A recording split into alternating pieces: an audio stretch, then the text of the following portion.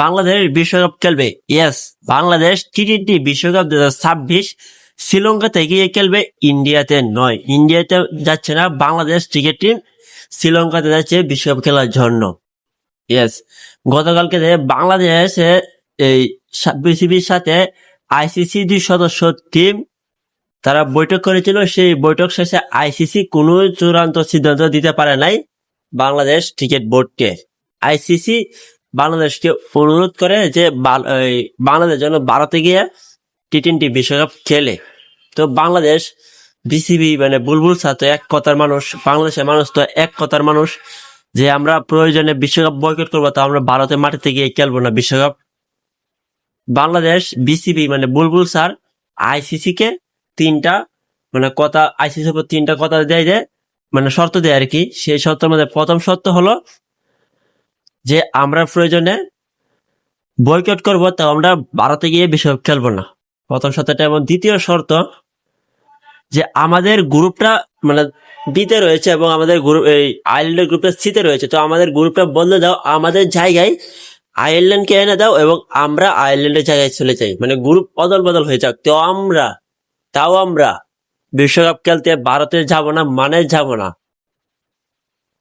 এবং তৃতীয় শর্ত হচ্ছে যে ভারতের মাটিতে মানে আমাদের যে সিকিউরিটি নাই, একজন মুস্তাফিজকে সিকিউরিটি দিতে পারে না, তো আমাদের পুরো টিম কিভাবে সিকিউরিটি দিবে? সেই কারণে আমরা ভারতে টি-20 ওয়ার্ল্ড কাপ 2026 খেলতে যাব না।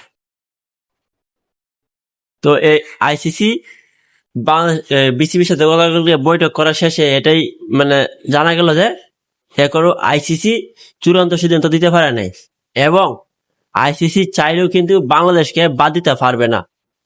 কেন বলছি আমি? আপনারা তো এখন বলতে পারেন যে আইসিসি তো চাইলে বাংলাদেশকে বাদ দিতে পারবে না। ভাই, এখন পারবে না, কেননা সবগুলো ম্যাচের টাইম ডেট সবগুলো ছিল মানে শিডিউল হয়ে গেছে।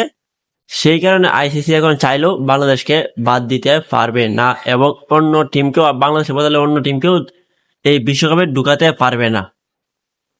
আর ভাই কি বলবো, ক্রিকেটের মধ্যে এখন এরকম নোংরা হয়ে গেছে যে এখন গতকালকে বাংলাদেশ আন্ডার-19 এবং ইন্ডিয়া আন্ডার-19 সেই ম্যাচে, গতকালকে বিশ্বকাপের সেই ম্যাচে টস শেষে বাংলাদেশের অধিনায়ক এবং ইন্ডিয়ার দুই অধিনায়ক মিলে টস শেষে তারা হ্যান্ডশেক করে নাই। মানে কি বলবো ভাই, ক্রিকেটে এখন এরকম হয়ে গেছে, মানে বলার মতো ভাষা নেই কি হচ্ছে ভাই ক্রিকেটে এইসব।